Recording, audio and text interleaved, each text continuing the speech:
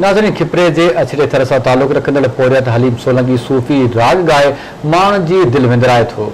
तफ़सील असद शाह जी रिपोर्ट में। आहे अरमानू अजीबन जो मुखे नाले न नियाऊं अल्लाह नाले न नियाऊं चिन चाखा छॾाऊं वलही यार दी कोई ख़बर लाता नहीं। खिपरो लगो अछड़े थर जे ॻोठ चिरोली सां तइल्लुक़ रखंदड़ नौजवान अब्दुल हलीम सोलंकी सूफ़ी राग ॻाइण सां तमामु घणी दिलचस्पी रखे थो। अब्दुल हलीम शहर जे कंहिं होटल ते वेही सुर छेड़ींदो आहे त संदसि आवाज़ ॿुधी माण्हुनि जा हुजूम लॻियो वञनि था।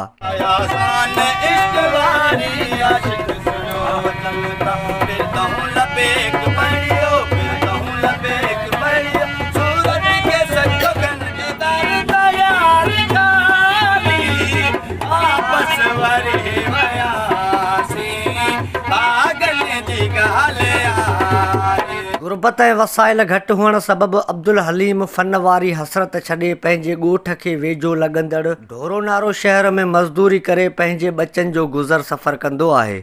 अब्दुल हलीम सोलंकी जो चवणु आहे त शौक़ु अथमि, अगरि सपोर्ट थिए त वॾनि फनकारनि जीअं पंहिंजो नाव कमाए सघां थो। मुंहिंजो फन ते वधीक शौक़ु आहे, मज़दूरी बि करियां थो ऐं राति जो पंहिंजे हिसाब इन ॻाइण वॼाइण जे हिसाब किताब में इहो मज़दूरी कॾहिं 300 कॾहिं 400 कॾहिं 500 बि मिलंदा, कॾहिं त कोन मिलंदी आहे।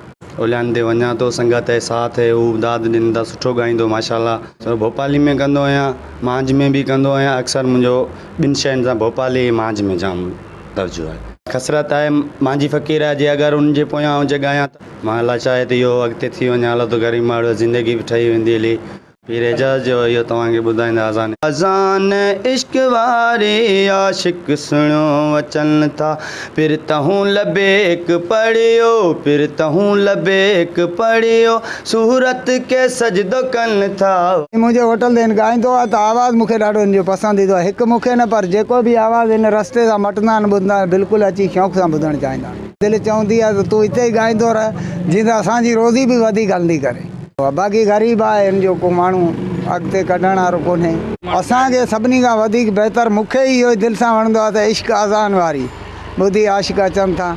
अछड़े थर जे भिटनि सां तइल्लुक़ रखंदड़ नौजवान अब्दुल हलीम जो आवाज़ तमामु बहितरीनु आहे। अगरि हिन माण्हू जी मालिकी कई वञे त पूरे मुल्क समेत सॼी सिंध जो नालो रोशन करे सघे थो। ज़रूरत इन ॻाल्हि जी आहे त सक़ाफ़त खाते खे घुर्जे त अछड़ो थर सां तइल्लुक़ रखंदड़ अहिड़नि नौजवाननि जे बि कला जो क़दुरु करे खेसि अॻिते अचण जो मौक़ो ॾिनो वञे त हीउ मुस्तक़बिल जो वॾो कलाकार साबित थी सघे थो। कैमरामैन सज्जाद शरह सां गॾु असद शाह, आवाज़ TV न्यूज़, खिपरो।